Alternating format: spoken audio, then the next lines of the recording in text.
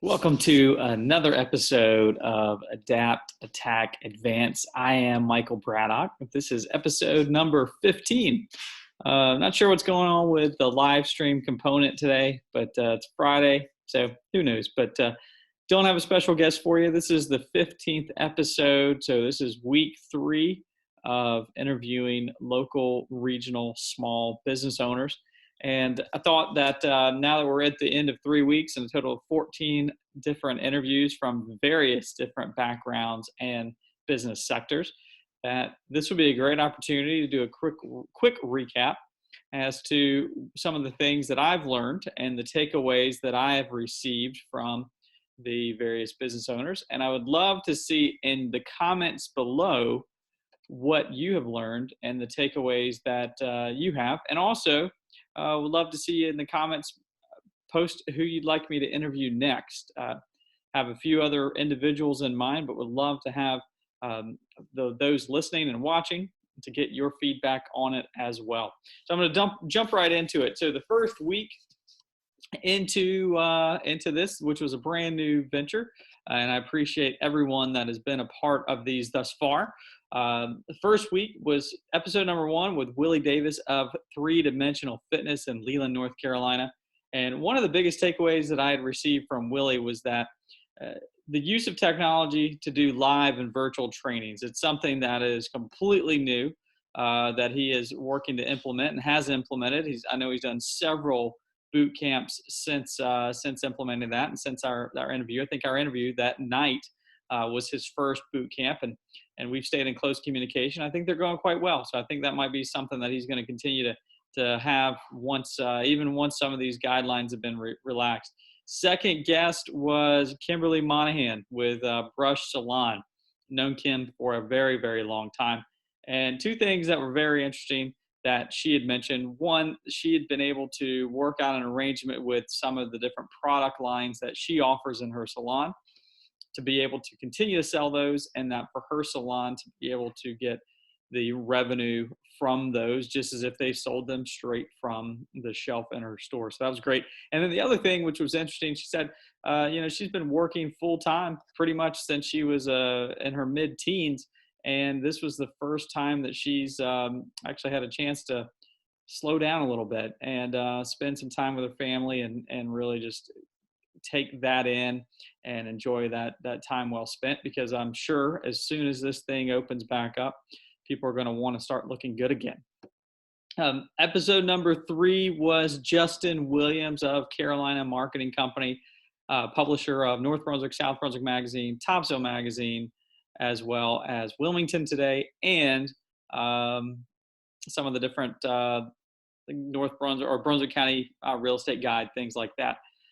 So he mentioned the biggest thing was he was kind of working with the advertisers, because a lot of his advertisers are in the tourism, hospitality, restaurant space, and he was working with them and getting flexible with them to figure out how can he create a program not only from a print platform but also a digital platform, and how he can work with them and get creative with creating those long-lasting relationships, because we're all in this together, as kind of the common theme has been.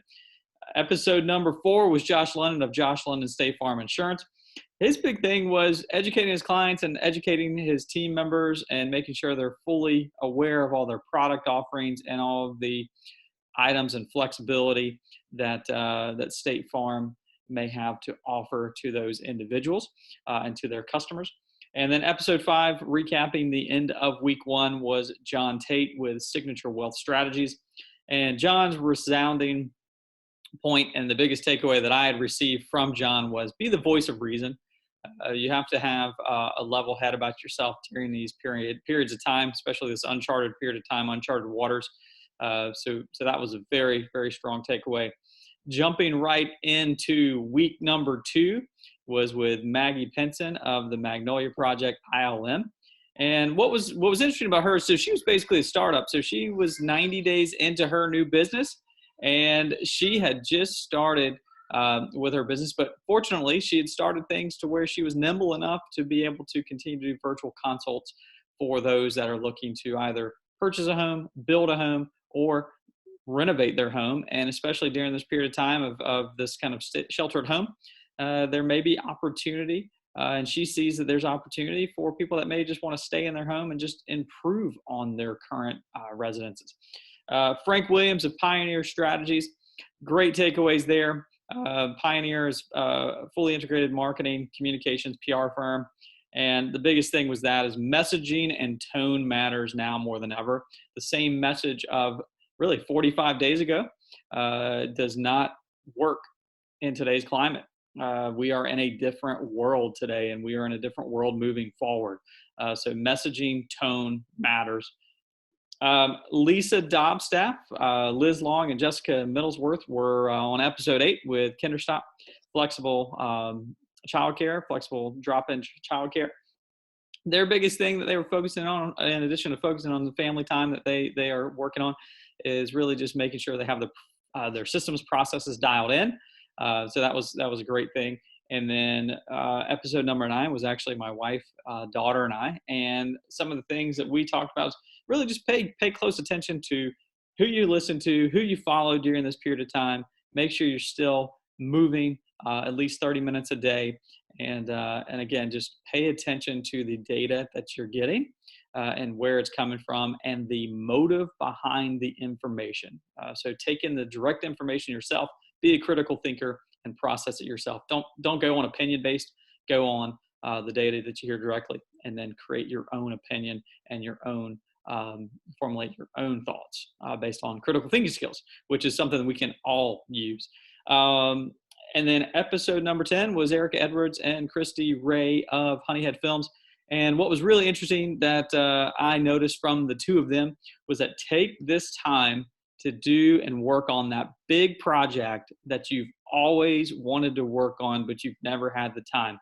Now that you have the time, even though this shelter in place is maybe loosening a little bit, there's still time. There's still an opportunity. And even as we get back to whatever this new normal looks like, carve out time to work on and do that big project that you've always wanted to do. And then week 3, episode 11 was Mark Said of MSS Pharmaceutical Consulting.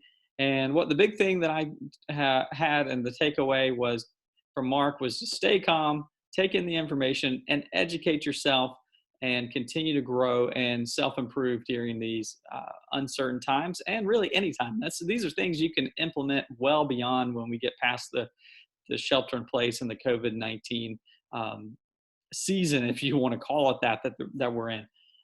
Episode number 12 was Brandon Corman of Tropical Smoothie Cafes.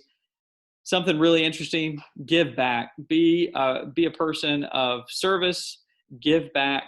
It goes a long way in what you're doing, because the easiest way, there's a couple of ways that you can get out of fear and get out of self-pity. The first way is you can take action. Action eliminates fear. And the other thing is that you can serve others and you can give, and it takes the focus off of you and puts the focus on others, and then you stop feeling sorry for yourself.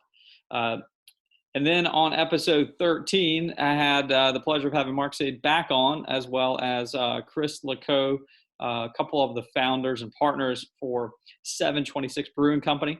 And they're not even in business. They're actually in the process of getting their building built, doing their site work so they can open later in 2020. And the big takeaway from them was focus on what you control. There are a lot of things that are outside of our control right now, but focus on what you can control and do the very best at that. And then episode number 14 with William Hutchings of Wine Bag Marketing.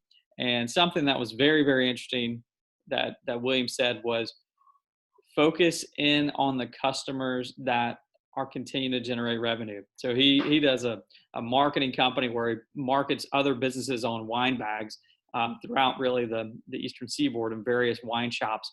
And some of his regular customers have actually been the ones that have been forced to close, but then he's been able to generate new customers by those businesses that are still actively generating revenue, and in some cases are busier than they've ever been. So that was a very, very strong takeaway from the standpoint of adapt to your customer base is. Stop having sacred cows and saying, this is my only customer, and kind of take the open your field of vision and look at other opportunities, because there are a lot of opportunities out there. So I just wanted to do a quick recap up to this point. So I've gone through 14 episodes. I appreciate you watching. I appreciate you listening. And definitely leave in the comments below your favorite interview and why. And then also some of your key takeaways from these interviews. I would be curious to know if we have some of the same thing. And also I want to learn from what you're learning as well. Some of those things that, might have missed, or, in the conversation, things like that. And then lastly, if there is anyone that that you would like for me to interview, and you'd like to hear their perspective and see what they're doing and how they're managing through this period of time, please leave the comments, and please leave their info in the comments below. Tag them up. And also, as we continue to go through this, the plan is to keep this thing going, but maybe in my own way, pivot and adapt. So that way it becomes a little bit more of a focused podcast on adapting, attacking, and advancing, no matter what the challenging times are. So I do look forward to hearing your comments, your feedback, your criticisms. It's all good. Hey, if you talk good about me, talk bad about me, at least you're talking about me. Thanks.